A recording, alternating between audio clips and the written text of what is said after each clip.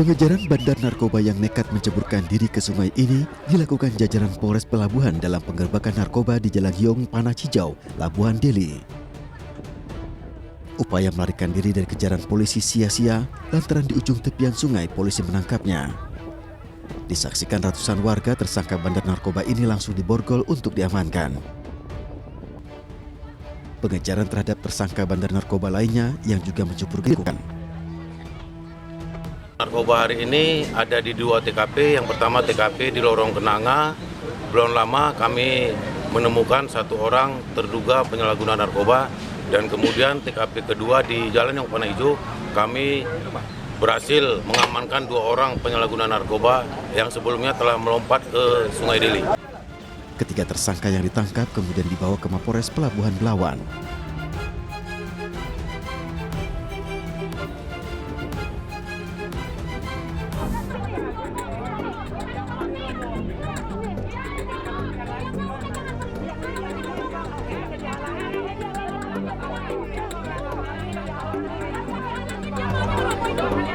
Kericuan antar warga dengan petugas eksekusi Pengadilan Negeri Jakarta Barat terjadi saat eksekusi tanah dan bangunan di Jalan Tanggul Timur Kapuk, Cengkareng, Jakarta Barat. Adu mulut tak terhindarkan, bahkan nyaris baku hantam antara pihak-pihak penggugat dan tergugat. Kedua pihak masih satu kerabat dari 4 ahli waris yang bertikai. Eksekusi dilakukan atas dasar putusan Pengadilan Negeri Jakarta Barat nomor 108 tahun 2017 yang dimenangkan pihak penggugat atas nama Saini binti Ramin. Di sini mereka mengajukan gugatan kembali tentang hak mereka ke pemilikan tanah di perkara 108 2017 tadi. Yang putusan 2017 yang menyatakan bahwa penggugat adalah pemilik sah dari tanah.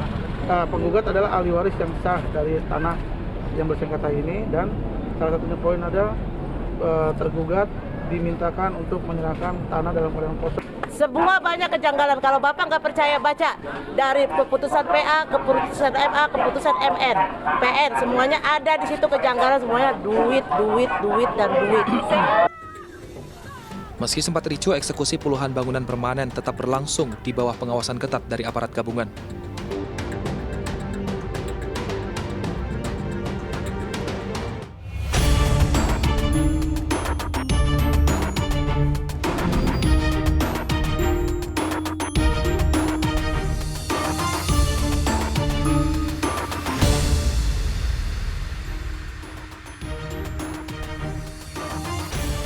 Hanya karena sering dimarahi, seorang anak tega membunuh ibu kandungnya sendiri. Pembunuhan dilakukan di kediamannya di Purwakarta, Jawa Barat. Pemirsa, selain kasus pembunuhan selama 1 jam ke depan, Realita juga akan menghadirkan berita-berita kriminal pilihan. Bersama saya, Baby Krisanti.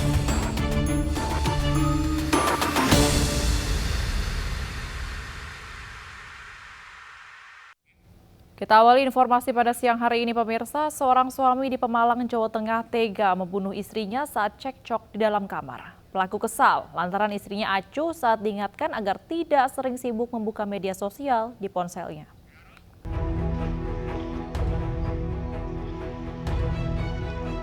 Warga desa Tanah Baya, Kecamatan Randu Dongkal, Kabupaten Pemalang, Jawa Tengah digegerkan dengan tindakan Syarofudin yang tega membunuh istrinya Dwi Aprilia Ningsih di rumahnya. Polisi yang datang ke lokasi langsung mengolah tempat kejadian perkara dan menangkap pelaku serta menyita sejumlah barang bukti. Menurut warga, korban ditemukan masih bernafas namun bersimbah darah di dalam kamar. Korban menghembuskan nafas terakhir saat dalam perjalanan ke rumah sakit. Lumuran darah, Pak. Lukanya di leher? Di leher. Di leher? Iya. Ada senjata tajam di posisi di tempat tidak ada senjata tajam. Terus pelaku waktu itu ada? Pelaku adanya di kamar mandi, Pak. Hah? Pelaku ada di kamar mandi. Di kamar mandi? Iya. Oh, ngapain dia di kamar mandi? Ngumpet di kamar mandi. Sementara itu pelaku langsung digelandang ke Polsek Randu Dongkal. Pelaku juga akan diperiksa kejiwaannya. Dari pemeriksaan awal, pelaku kesal lantaran istrinya sibuk bermain media sosial di ponsel. Kejadian ini bermula saat korban yang sedang siaran langsung di akun media sosialnya ditegur oleh pelaku. Namun teguran ini diacuhkan hingga membuat pelaku kesal. Pasangan suami istri ini kemudian terlibat cekcok di dalam kamar yang berujung korban dianiaya pelaku menggunakan senjata tajam. Warga yang mendengar teriakan korban mendatangi rumah dan mendapati korban tergeletak bersimbah darah di kasur. Sementara pelaku bersembunyi di dalam kamar mandi. Motifnya sementara masih kita dalami, namun ada informasi bahwa korban sering bermain medsos sehingga ditegur sama suami, tidak menghiraukan. Suami merasa marah, emosi, terus melakukan penganiayaan. Dengan apa menganiayanya? Tadi berdasarkan olah TKP kami temukan pisau dapur dan gunting. Sementara itu, usai disemayamkan, jenazah Dwi Aprilianingsih langsung dimakamkan pihak keluarga di pemakaman umum Desa Tanah Baya, Randu Dongkal, Pemalang yang diantar oleh warga dan kerabat. Prosesi pemakaman dikawal ketat aparat Polsek dan Koramil Randu Dongkal.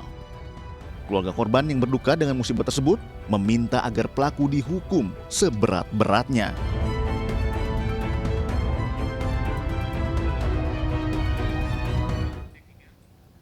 Sesosok jasad bayi ditemukan mengambang di bendungan Batu Tegi, Tanggamus, Lampung. Ironisnya, bayi malang tidak berdosa ini dibuang oleh ibu kandungnya yang tidak menginginkan kehadirannya karena masalah ekonomi.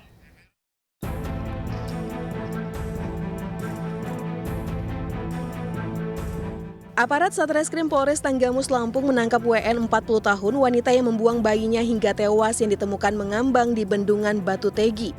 Pelaku merupakan warga Pekon Batu Tegi yang setiap hari berdagang di sekitar bendungan. Kepada polisi, pelaku mengaku tidak menginginkan kehadiran korban yang merupakan anak ketujuhnya. Ia beralasan ekonomi dan tidak bisa menghidupi korban karena keterbatasan biaya. Saya jelaskan jumlah anaknya 6 orang. Kalau ditambah dengan mayat bayi laki-laki yang ditemukan, yaitu masih anak kandungnya, itu jumlahnya 7. Dengan alasan bahwasannya tidak ada niatan untuk merawat anaknya. Pelaku kini harus berpisah dengan 6 anak dan suaminya untuk sementara waktu karena harus mendekam di sel tahanan Polres Tanggamus. Ia terancam hukuman maksimal 20 tahun penjara karena jeratan pasal pembunuhan anak. Sebelumnya, sesosok jasad bayi laki-laki ditemukan mengambang di tepi bendungan Batu Tegi, Tanggamus, Lampung. Polisi yang menerima laporan kemudian mengevakuasi jasad bayi malang tersebut ke rumah sakit. Ironisnya, dari hasil autopsi diketahui jika bayi tidak berdosa ini baru dilahirkan dan dibuang ke air dalam kondisi masih hidup dan sehat.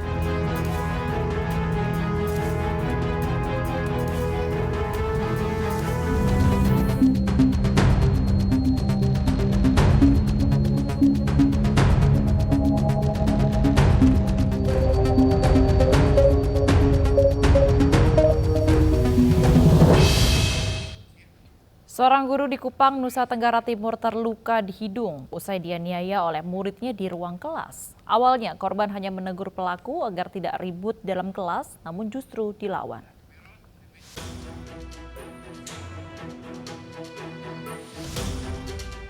Teresia, ibu guru sebuah SMA negeri di Kupang, Nusa Tenggara Timur ini mendatangi Polsek Kelapa 5 Kota Kupang. Ia melaporkan tindak penganiayaan yang ironisnya dilakukan oleh muridnya di ruang kelas saat jam pelajaran masih berlangsung.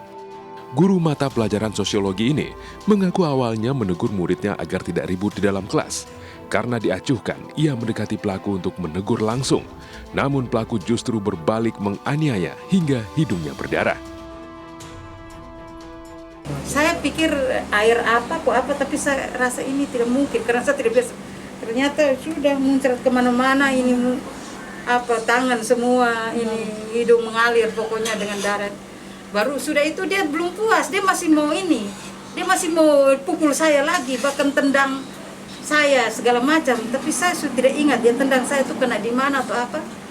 Termasuk dengan meja ini juga ini dia tendang untuk supaya kena di saya. Untung teman-temannya tahan dia, tapi dia masih berontak untuk mau pukul lagi saya. Sementara itu, Kapolresta Kupang Kota mengakui pihaknya telah menerima laporan penganiayaan ini. Saat ini polisi sedang memeriksa sejumlah saksi terkait kejadian ini. Kapolres menegaskan meski di bawah umur, penganiayaan guru oleh murid ini akan diproses sesuai aturan yang berlaku. Dari hasil pemeriksaan yang sudah kita lakukan, ini adalah tindakan spontan dari siswa ini. Karena memang pada saat guru itu mengajar, siswa ini asik bercerita dengan temannya satu bangku. Nah kemudian setelah diingatkan, ditegur, ternyata masih berbicara, akhirnya guru itu menyentuh bagian dari siswa ini dan kemudian siswa ini refleks membalas, maka terjadilah kejadian tersebut. Apakah itu refleks karena guru itu memukul, melakukan kekerasan terhadap siswa atau seperti apa? Ya, jadi dari hasil pemeriksaan ini memang guru ini sempat memukul di bagian kepala daripada siswa ini, menjitak ya.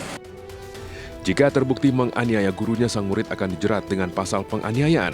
Namun polisi akan mengacu pada Undang-Undang Perlindungan Anak dalam menangani anak yang berhadapan dengan hukum. Perilaku tidak terpuji 3 pelajar yang merundung seorang siswa berkebutuhan khusus di Cirebon, Jawa Barat viral di media sosial. Polisi pun mengamankan pelaku yang masih di bawah umur.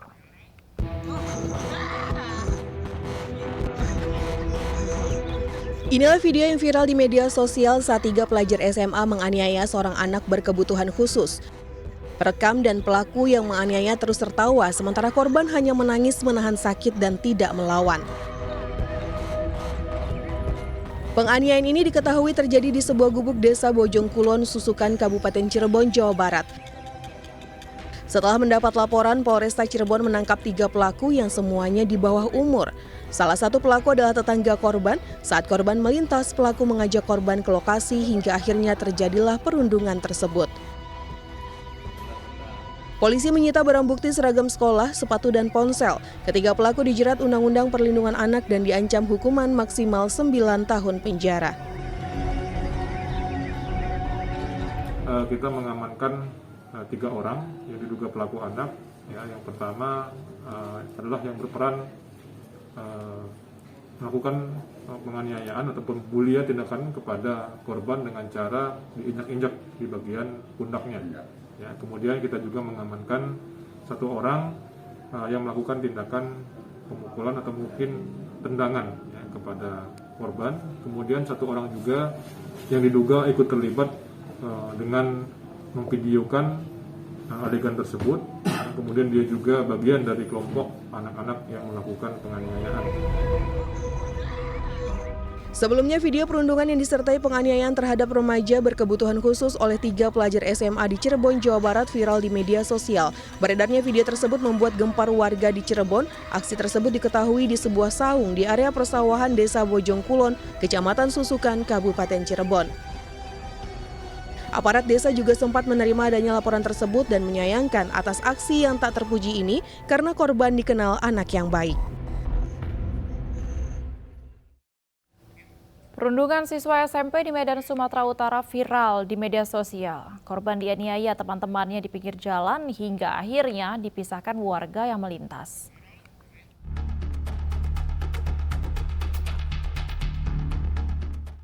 Aksi perundungan seorang siswi SMP viral di media sosial. Korban yang berinisial ATS ini dirundung di pinggir jalan oleh teman-temannya sendiri. Beberapa siswi memukuli korban. Warga yang tinggal di sekitar lokasi pun melerai pelajar yang baru saja pulang sekolah ini.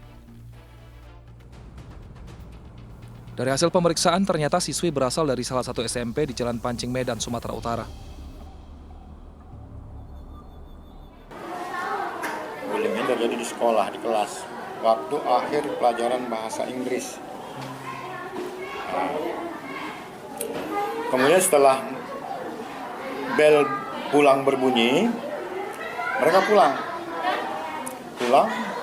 tidak terjadi masalah. Tetapi begitu sampailah di depan, terjadilah perkelahian ini, berlanjut di luar. Korban sudah melaporkan kejadian ini ke Polrestabes Medan. Sementara pihak sekolah juga telah meminta keterangan kedua belah pihak yang terlibat dalam perkelahian tersebut.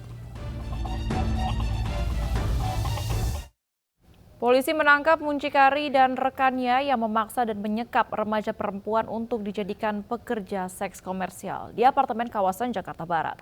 Kasus ini sebelumnya mencuat setelah salah satu korbannya yang berhasil lolos mengaku disekap 1,5 tahun oleh pelaku.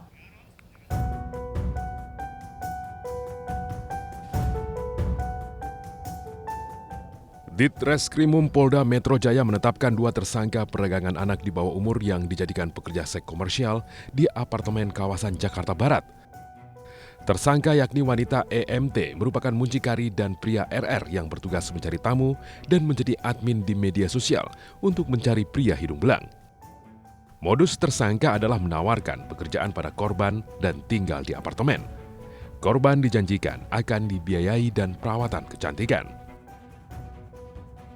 Namun korban tidak diperbolehkan pulang dan dipaksa untuk melayani pria hidung belang di kamar apartemen dan diberi target untuk menghasilkan pendapatan Rp1 juta per harinya.